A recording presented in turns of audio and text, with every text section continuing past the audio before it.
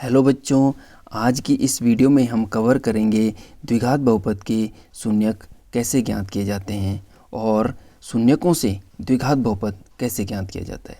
ठीक है, और शून्यक क्या होता है और बहुपद का जो बेसिक कॉन्सेप्ट था वो हमने टॉपिक फर्स्ट जो पहला था, इसका टॉपिक पहला या टॉपिक 1, उसमें हमने कवर कर लिया है। तो देखिए बच्चों, अगर माना एक द्विघात बहुपद है ax² + bx + c। ये मैंने उसी वीडियो में बताया था कि जो द्विघात बहुपद होता है उसका व्यापक रूप क्या होता है, ax² + bx + c। और अब हम यहाँ पे क्या करते हैं कि हम मानते हैं कि इसके जो शून्यक है बच्चों, कितने शून्यक हैं इसके? 2।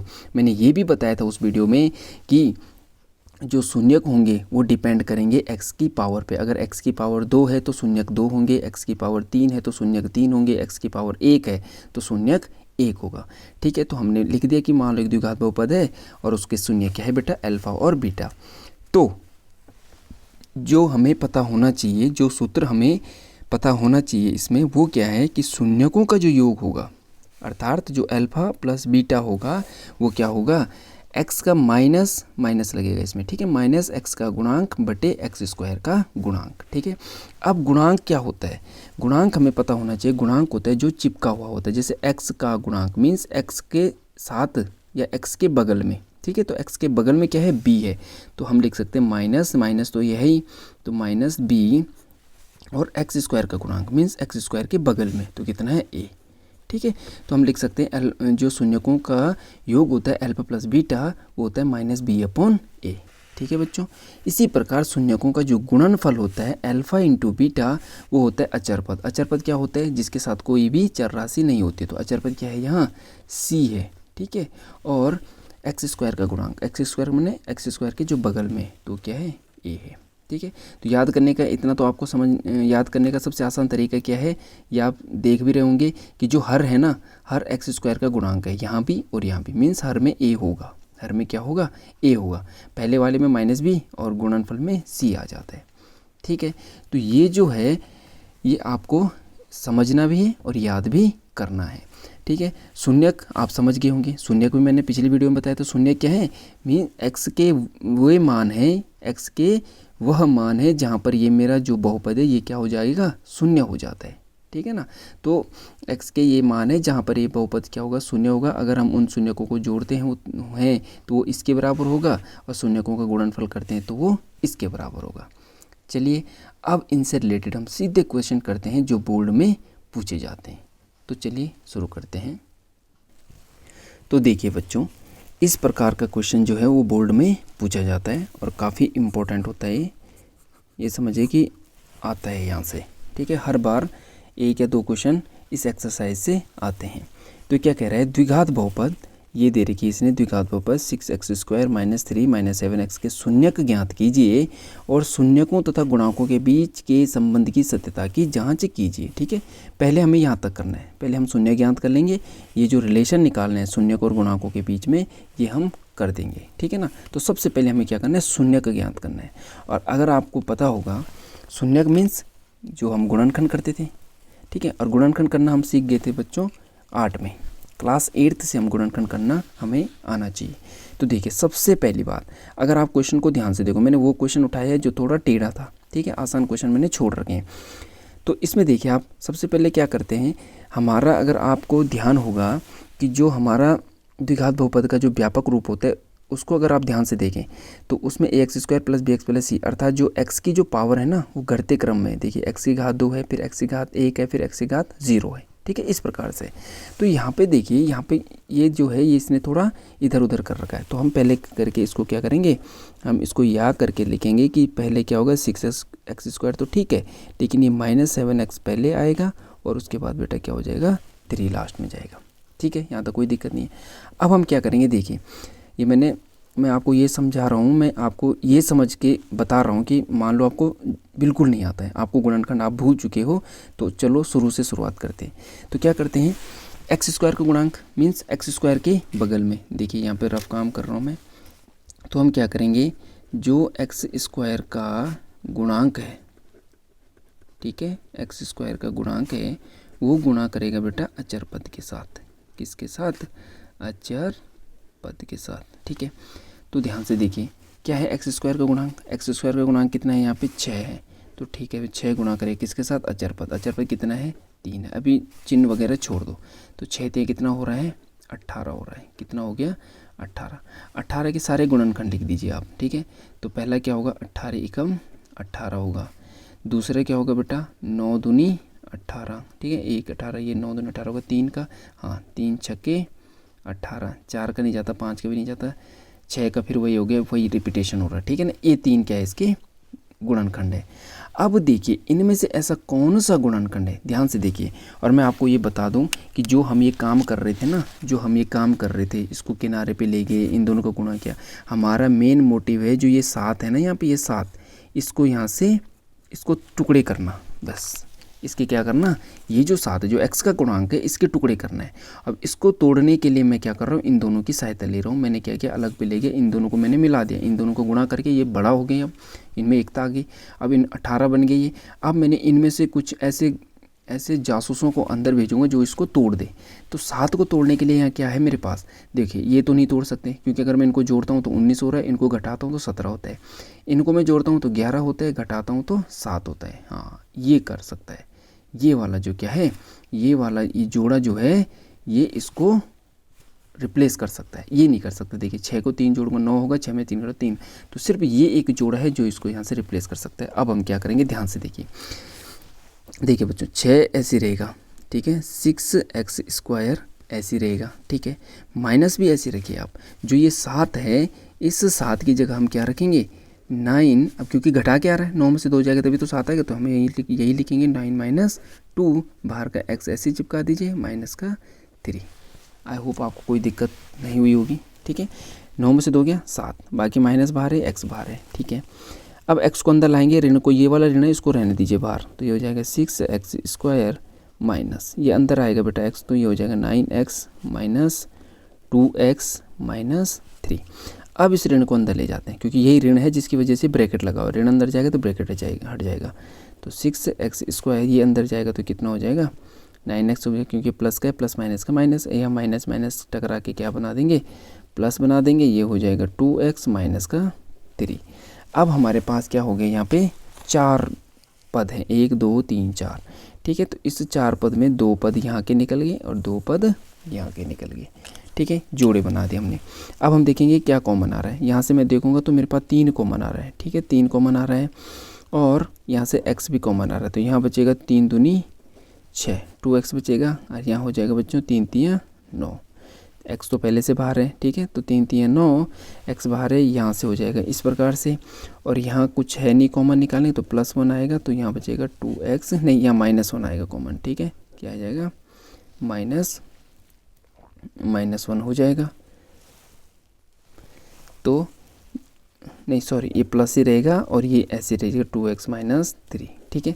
अब हमें यहाँ पे चेक क्या करना है, ये प्लस ही रहेगा, माइनस को मैंने। अब क्या करेंगे, हम देखेंगे कि जो ये वाला ब्रैकेट है यहाँ पे हमारा क्वेश्चन क्या करेंगे, हम चेक करेंगे हमारा क्वेश्चन सही है कि गलत है। तो देखिए चेक कैसे करेंगे, जो हमारे ये ब्रैकेट आए होंगे, ये वाला ब्रैकेट और ये वाला ब्रैकेट, ये सही होनी चाहिए, अगर ये गलत है तो समझ लो क्वेश्चन गलत है। तो 2x माइनस 3 2x प्लस 3, देखो यहाँ प्लस मैंने कर दिया, इसका मतलब यहाँ कहीं ना कहीं गलत है, ठीक है। तो यहाँ से गलत है, ये जब मैंने बाहर निकाला तो ये तो माइनस था, है ना, तो मैंने यहाँ पे गलती से प्लस कर दिया, तो यहाँ पे क्या एक्चुअल में माइनस है, क्लियर है। अब क्या करेंगे, क्योंकि दोनों सेम है, यहाँ भी ये है और यहाँ भी, अगर ये प्लस के इधर भी देखें तो 2x माइनस 3 बैठा हुआ, इधर भी देखें तो 2x माइनस 3 बैठा हुआ, तो हम क्या करेंगे, इसको उठा के बाहर कर लेंगे, तो 2x माइनस 3 क्या आ जाएगा बच्चों, बाहर आ जाएगा, ठीक है। अब यहाँ देखिए जब ये पूरा उठ के बाहर चला गया तो यहाँ कितना बच रखा है, अब 3x बचा हुआ है, और इसी प्रकार से यहाँ से पूरा उठ के बाहर चला गया तो कितना बचा हुआ है, अब प्लस का 1, ठीक है। तो ये हमारे पास आ गया, तो ये इसके क्या निकल गए, गुणनखंड निकल गए, क्या निकल गए, गुणनखंड निकल गए।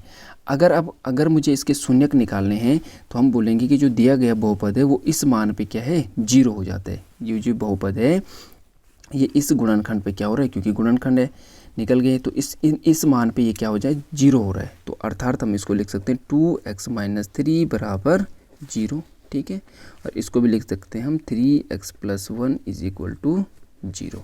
तो देखिए बच्चों यहाँ से क्या हो जाएगा, 2x ऐसे रहेगा, ये माइनस के 3 उधर जाके बराबर के उधर जाके धन का 3 हो जाएगा, ठीक है।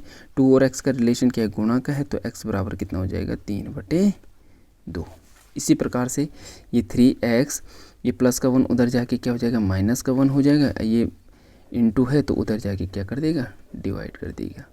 तो इस प्रकार हमारे x के जो वैल्यू आई है, x के जो शून्य का प्राप्त हुए हैं वो हैं, एक तो है 3/2 और दूसरा है -1/3। ये हमारे पास क्या है, शून्यक। ठीक है, ये हमारे क्या निकल गए हैं, शून्यक हमने निकाल दिए हैं। ठीक है, अब देखिए मेन हमने आधा क्वेश्चन हम हल कर चुके हैं। अब ये क्या कह रहा है कि अब शून्यक और गुणांकों के बीच जो संबंध है उसकी सत्यता की जांच करनी है।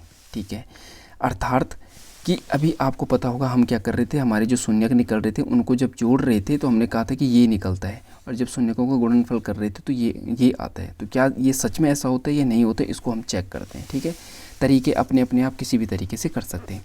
तो देखिए बच्चों, हमारे पास जो प्राप्त शून्यक हैं, ठीक है, जो हमारे पास हमने अभी अभी निकाले हैं प्राप्त शून्यक, ठीक है, तो उनका क्या करते हैं, एक बार योग करते हैं, प्राप्त शून्यकों का योग। ठीक है, जो हमने अभी प्राप्त किए तो उसमें तो है, देखिए एक तो है 3/2, ठीक है, इसका योग करना है किसके साथ, -1/3, क्योंकि दूसरा तो माइनस का है। ठीक है, इनको जोड़ देते हैं। देखिए तो कितना हो रहा है, 3/2, ये प्लस माइनस का माइनस हो जाएगा, 1/3 हो जाएगा।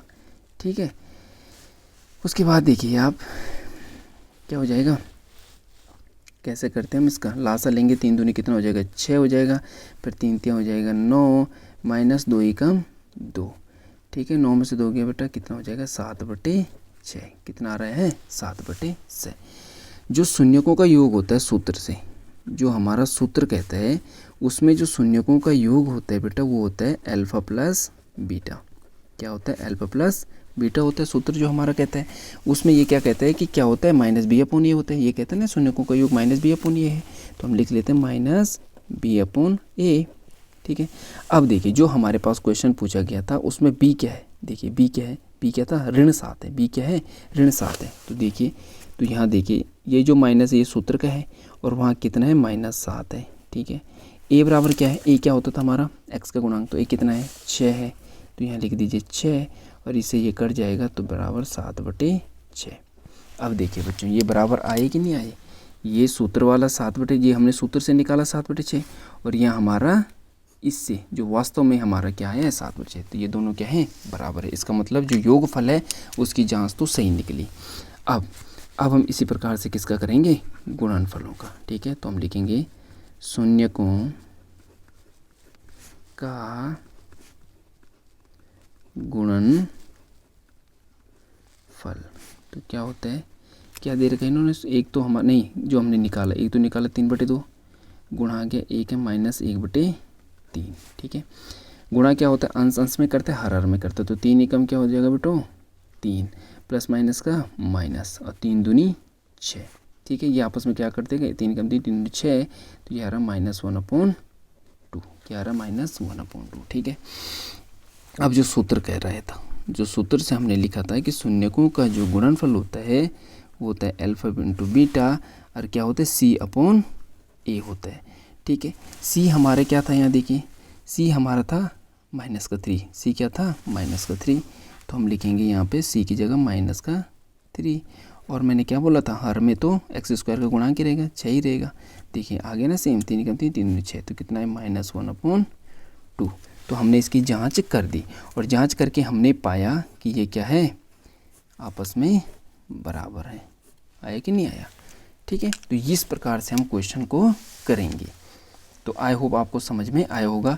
देखिए गुणनखंड तो यही है जो हम बचपन से करते आ रहे हैं, मतलब क्लास 8 से हम गुणनखंड कर रहे हैं, तो ये तो हमने गुणनखंड कर दिया, बस यहाँ पे हमने ये 2-4 लाइनें एक्स्ट्रा कर दी। ठीक है, अब देखिए बच्चों इसमें कम से कम कितने क्वेश्चन है, इसमें 8 क्वेश्चन है। मैं 8 के 8 कर दूं कोई फ़र्क नहीं पड़ेगा, मैं क्या करता हूं उससे फ़र्क नहीं पड़ता, फ़र्क पड़ता है आपने कितने किए। ठीक है ना, तो मैं यही उम्मीद लगाता हूं कि आप इसके सारे के सारे क्वेश्चन विद एग्जाम्पल, जो एग्जाम्पल भी होंगे, सारे क्वेश्चनों को आप लगाइए। जितनी आपकी प्रैक्टिस होगी उतना आपका फ़ायदा है। ठीक है, कॉन्सेप्ट तरीका मैंने आपको बता दिया है, क्लियर है। तो आप क्या करिए, इसके सारे क्वेश्चन लगाइए। अब हम क्या करेंगे, इसमें जो दूसरे टाइप का है, जो दूसरे टाइप का क्वेश्चन है जिसमें मैंने बोला था इसमें दो उसमें मैंने डिवाइड किया था ना, ये दूसरा जिसे हम शून्यकों से द्विघात बहुपद निकाल, उसका क्वेश्चन करते हैं। उसका मैं एक करूँगा, बाकी आप खुद करेंगे। हाँ, अगर इन क्वेश्चनों में कोई भी क्वेश्चन ऐसा होता है जो आपको कहीं पे भी डाउट होता है तो आप बिल्कुल सोचे समझे, मतलब बिना सोच के आप कमेंट में डाल दीजिए कि सर ये वाला क्वेश्चन कैसे होगा, मैं आपको अच्छे से समझा दूंगा बिल्कुल कॉन्सेप्ट के साथ। ठीक है, तो चलिए अब इसका नेक्स्ट वाला टॉपिक, मतलब इस टॉपिक का जो नेक्स्ट पार्ट है उसको करते हैं। तो देखिए बच्चों, इसका दूसरा पार्ट अब क्या करेंगे, हम शून्यकों की सहायता से द्विघात बहुपद कैसे निकालते हैं। हमारे पास शून्यक है और उनसे हम क्या निकालेंगे, द्विघात बहुपद निकालेंगे। ये क्या कह रहा है कि एक द्विघात बहुपद ज्ञात कीजिए। क्वेश्चन इस प्रकार से पूछा जाएगा। अगर देखिए, या तो पहले टाइप से क्वेश्चन आएगा या तो यहाँ से आएगा, लेकिन आएगा 100%। या तो वहाँ से आएगा जो हमने पहला पार्ट पढ़ा था, उसमें कम से कम 5-7 क्वेश्चन है, एग्जाम्पल को मिला के कम से कम 7-8 क्वेश्चन है, तो या तो वो वाले क्वेश्चन आएगा, और वो नहीं आएगा तो ये आएगा। ठीक है, एक या दो तीन मार्क्स में ये आते हैं। ठीक है, कभी कभी दोनों आ जाते हैं, ये 1 मार्क्स में आता है, वो 2 मार्क्स में आ जाता है, इस प्रकार से भी निकाल देते हो। देखिए, तो क्या करें, एक द्विघात बहुपद ज्ञात कीजिए जिसके शून्यकों का योग तो -1/4 है और गुणनफल क्या है, धन का 1/4 है। ठीक है, एक क्वेश्चन मैं करूँगा, बाकी आप बिल्कुल इसी तरह से करने सारे क्वेश्चन आप कर सकते हैं। ठीक है, अब देखिए क्या करना है। देखिए बच्चों, यहाँ पे आपने पहले ध्यान रखना है, ये दिया क्या है, शून्यकों का योग दिया है, शून्यकों का गुणनफल दिया है। ठीक है, तो पहले मैं लिखूँगा दिया है, ध्यान से समझिए आप इस क्वेश्चन को। दिया है, इसको मैं 2 विधि से करूँगा, एक तो लॉन्ग तरीके से भी करूँगा और इसका शॉर्ट ट्रिक में बताऊँगा आपको। दिया है, पहले हम लिखते हैं, चलो पहले दिया है नहीं, पहले हम इसको माना करते हैं। देखिए, माना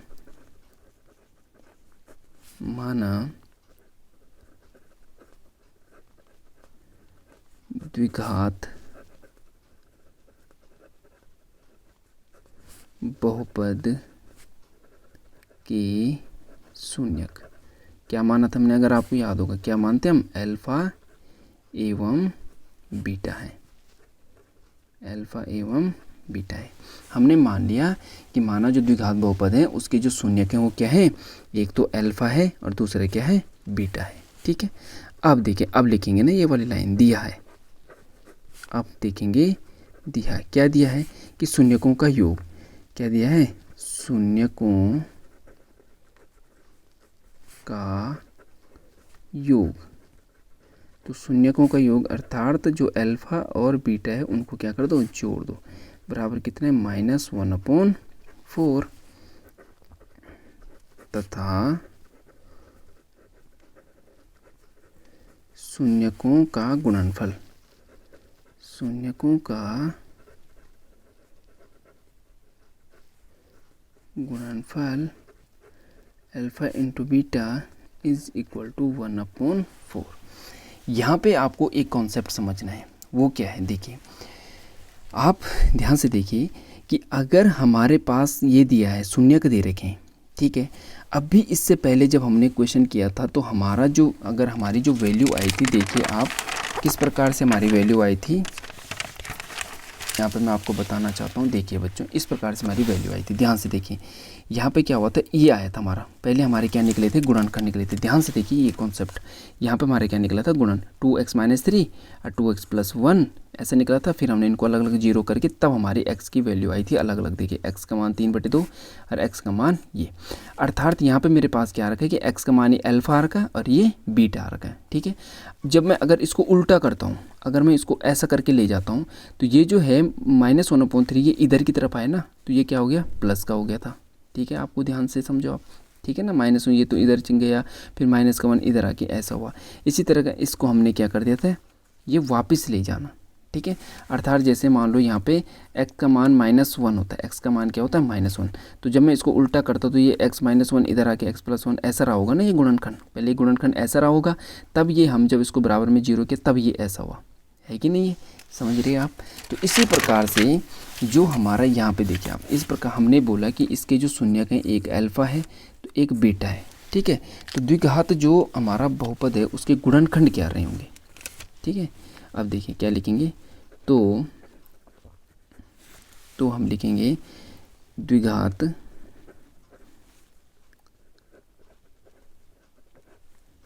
द्विघात बहुपद के गुणनखंड।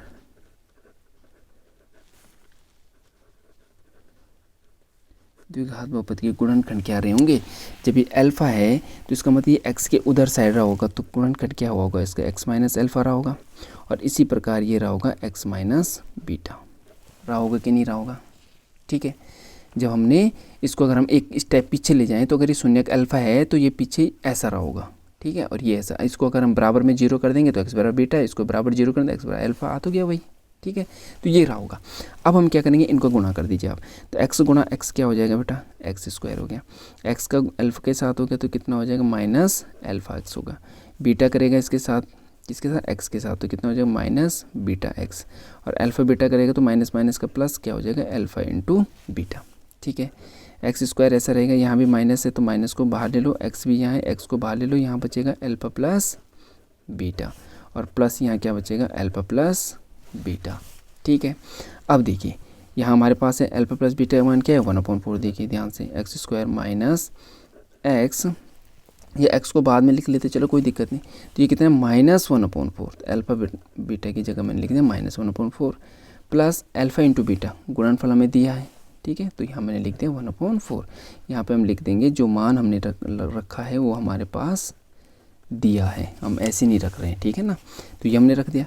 अब देखिए बेटा, एक्स स्क्वायर ये माइनस माइनस का क्या हो जाएगा? प्लस हो जाएगा, और ये हो जाएगा x/4 हो जाएगा, है ना, x कम एक्स, और ये हो जाएगा प्लस 1/4। ठीक है, यहाँ पे भी छोड़ोगे आप तो आंसर सही है। ठीक है, या आप क्या करोगे, चलो इसमें बराबर लगा दीजिए आप। ठीक है, क्या करो, 4 से क्या कर दो? गुणा कर दो। 4 से गुणा कर दो, इसको गुणा करने पर। क्यों कर रहा हूँ मैं? क्योंकि मैं चाहता हूँ ये बटे में ना रहे। ठीक है ना, तो 4 का गुणा करेंगे बच्चों तो क्या हो जाएगा? 4x स्क्वायर हो जाएगा। ठीक है, ये करेगा तो 4 से 4 कट जाएगा तो बचेगा कितना? x बचेगा। फिर यहाँ भी करें 4 से 4 कट जाएगा तो कितना बचेगा? 1। और ये हमारा क्या होगा? फाइनल आंसर होगा। और अब आप खुद देख सकते हो कि क्या ये एक द्विघात बहुपद है या नहीं है। एक ये द्विघात बहुपद आ गया है। ठीक है, तो इस प्रकार से हम इस क्वेश्चन को करेंगे।